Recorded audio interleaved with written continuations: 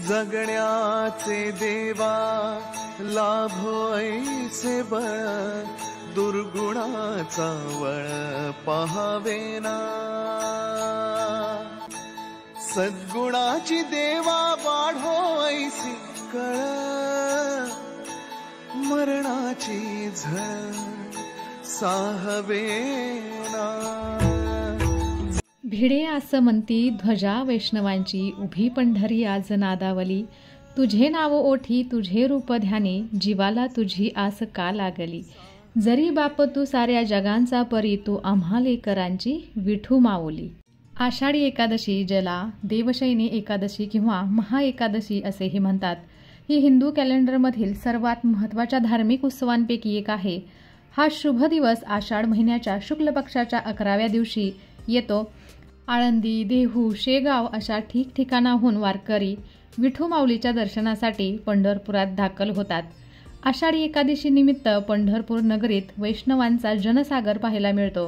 गेल्या महिनाभरापासून ज्या विठुरायाच्या दर्शनाची आस लावून मजल दर मजल करत पंढरपूर जवळ करणाऱ्या वारकऱ्यांनी विठुरायाच्या दर्शनासाठी लांबच लांब रांगा लावलेल्या असतात।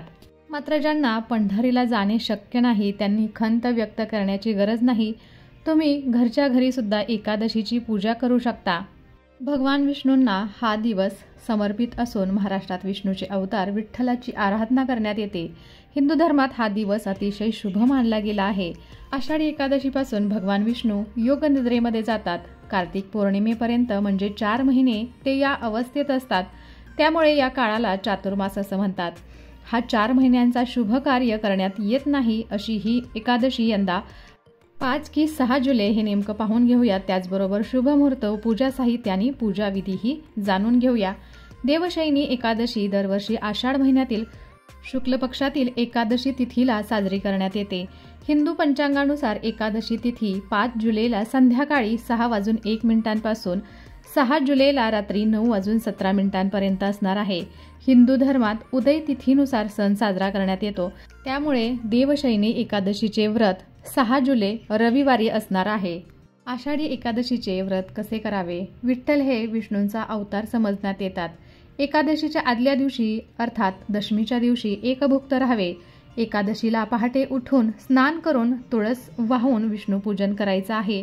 हा संपूर्ण दिवस उपवास करायचा असतो। रात्री हरिभजन करत जागरण करायचं आहे। आषाढी एकादशीच्या दिवशी ब्रह्ममुहूर्तावरती उठून आपले स्नानादी कार्य आवरून घ्यायचं आहे। त्यानंतर आपले घरातील देवपूजा करून घ्यायची आहे। तुम्ही देवघरामध्ये सुद्धा पूजा करू शकता किंवा अशा पद्धतीने सुद्धा वेगळी पूजा मांडू शकता। तर एका ताम्हणामध्ये मी गणपती बाप्पांची मूर्ती, विठ्ठल रुक्मिणी मूर्ती, पाणी, पंचामृत, चंदन हळद मिश्रित पाणी, हळद कुंकू, अष्टगंध, बुक्का, तुळशीपत्र, नवीन वस्त्र, 5 फळं, विड्याची पानं, सुपारी, तांदूळ, फुलं, फळं, अगरबत्ती, कापूर इत्यादी साहित्य घेतलेलं आहे। आषाढी एकादशीच्या व्रतांमध्ये सर्व देवतांचे तेज एकवटलेले असते असा समज आहे, त्यामुळेच याला अनन्यसाधारण असं महत्त्व आहे। वैकुंठभूमीच्या आधीपासूनच पंढरपूर अस्तित्वात आले अशा इथल्या लोकांचा समज आहे। म्हणूनच पृथ्वीवरील सर्वात पुरातन अशा तीर्थक्षेत्राचा पंढरपूर असा उल्लेख आपल्याला दिसून येतो। पूजेची सुरुवात आपण सर्वप्रथम दिवा लावून करणार आहोत। त्यानंतर आपल्याला गणपती बाप्पांची पूजा करायची आहे। मंदिरामध्ये आपण जर आधीच देवघरामध्ये गणपती बाप्पांची पूजा केली असेल तर अशी वेगळी पूजा करण्याची गरज नाही। तर सर्वप्रथम गणपती बाप्पांना पाण्याने, त्यानंतर हळद चंदन मिश्रित पाण्याने, त्यानंतर परत एकदा पाण्याने आपण असा अभिषेक घालून घेणार आहोत। मुखामध्ये गणपती मंत्र बोलायचा आहे। वक्रतुंड महाकाय सूर्यकोटी समप्रभ निर्विघ्नं कुर्मे देव सर्व कार्येषु सर्वदा। गणपती बाप्पांच्या मूर्तीवरती पंचामृतानेही आपल्याला अभिषेक घालायचा आहे। श्री गणेशाय नमः, श्री गणेशाय नमः। त्यानंतर परत एकदा पाण्याने आपण गणपती बाप्पांच्या मूर्तीवरती अभिषेक घालून घेणार आहोत। अभिषेक झाल्यानंतर गणपती बाप्पांची मूर्ती स्वच्छ कोरड्या कपड्याने आपल्याला पुसून घ्यायची आहे। त्यानंतर आपल्याला विठ्ठल रुक्मिणीच्या मूर्तीवरती अभिषेक घालून घ्यायचा आहे। सर्वप्रथम पाण्याने आपण अभिषेक घालून घेणार आहोत। आता देवशयनी आषाढी एकादशीच्या पूजेचा शुभ मुहूर्त कोणता ते आपण जाणून घेऊयात। प्रत्यक्षात देवशयनी एकादशीच्या पूजेचा शुभ मुहूर्त सकाळी 5:29 ते 8:16 असेल. या काळात उपवास करणाऱ्या भाविकांना स्नान आणि ध्यान केल्यानंतर विधीपूर्वक पूजा करायची आहे.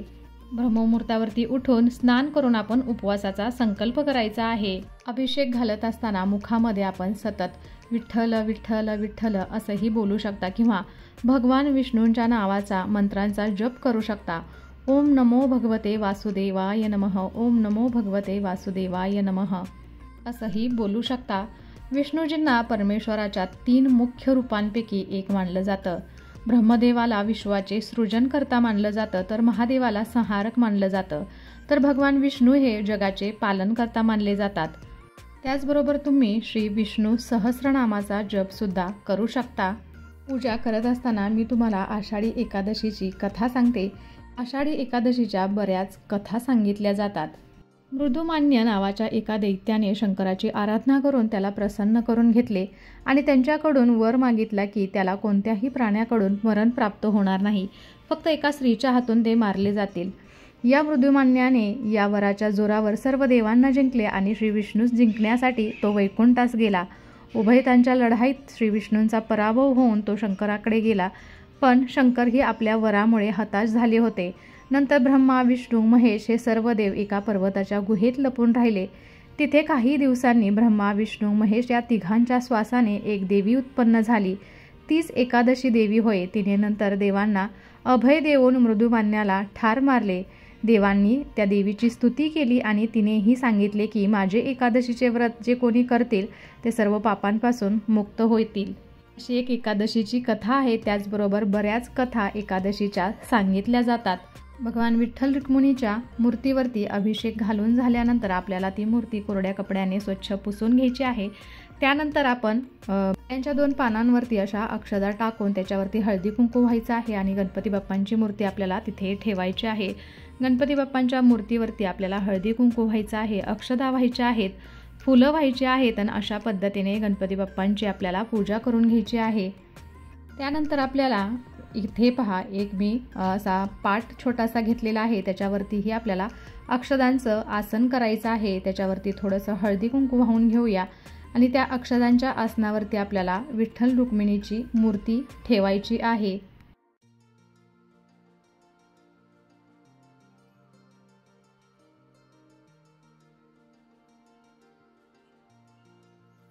त्यानंतर आपल्याला विठ्ठल रुक्मिणीला पिवळे चंदन, पिवळी फुलं भगवंतांना आपल्याला अर्पण करायचं आहे. तुपाच्या दिव्याने आपल्याला मूर्तीला ओवाळायचं आहे. या दिवशी आपण श्री विष्णू चालीसाचेही पठण आपण करू शकता. भगवान विष्णूंची पूर्ण भक्तिभावाने आपल्याला आरती करायची आहे. या दिवशी आपल्याला दानधर्माने अन्नदान करायचं आहे. विठ्ठलाच्या मूर्तीला आपल्याला बुक्का लावायचा आहे.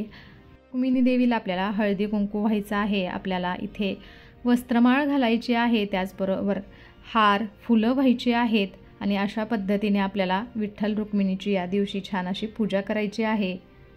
त्यानंतर आपल्याला मूर्तीला तुळशीपत्र व्हायचं आहे.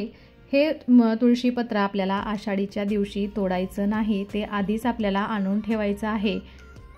धूप दीप आपल्याला विठ्ठल रुक्मिणीच्या मूर्तीला ओवाळून घ्यायचं आहे आणि हात जोडून आपल्याला देवांना नमस्कार करायचा आहे. आरती करून आपल्याला नैवेद्य अर्पण करायचा आहे. अशा पद्धतीने ही साधी आणि सोपी पूजा तुम्हाला आषाढी एकादशीच्या दिवशी तुम्ही तुमच्या घरामध्ये करू शकता. पंचांगानुसार देवशयनी एकादशीचा उपवास 7 जुलैला सकाळी 5:29 ते 8:16 सोडता येणार आहे. या दिवशी द्वादशी तिथी रात्री 11:10 संपेल, म्हणून सकाळी व्रत सोडणे शुभ मानले जाईल. सर्व पूजा झाल्यानंतर आपल्याला हात जोडून देवाला प्रार्थना करायची आहे. त्याचबरोबर आपल्याला क्षमा प्रार्थनाही करायची आहे. भगवान विष्णूंचा अवतार म्हणून विठ्ठलाला ओळखले जाते. या दिवसापासून भगवान विष्णूंची निद्रावस्था सुरू होते. त्यामुळे विठ्ठल भक्त पंढरपुरात जाऊन विठू माऊलीचा आशीर्वाद घेतात. कसा वाटला आजचा व्हिडिओ आणि आजची पूजा विधी मला नक्कीच कमेंट करून सांगा. त्याचबरोबर असेच व्हिडिओ पाहण्यासाठी पूजाच कॉर्नरला सबस्क्राईब करायला विसरू नका. चला तर मग भेटूया अशाच एका छानसे आणि माहितीपूर्ण व्हिडिओ बरोबर. तोपर्यंत धन्यवाद. श्री स्वामी समर्थ. सद्गुणाची देवा वाढो ऐसी कळ, मरणाची झळ साहवेना. जगण्याचे देवा लाभो ऐसे बळ दुर्गुणाचा बळ पहावेना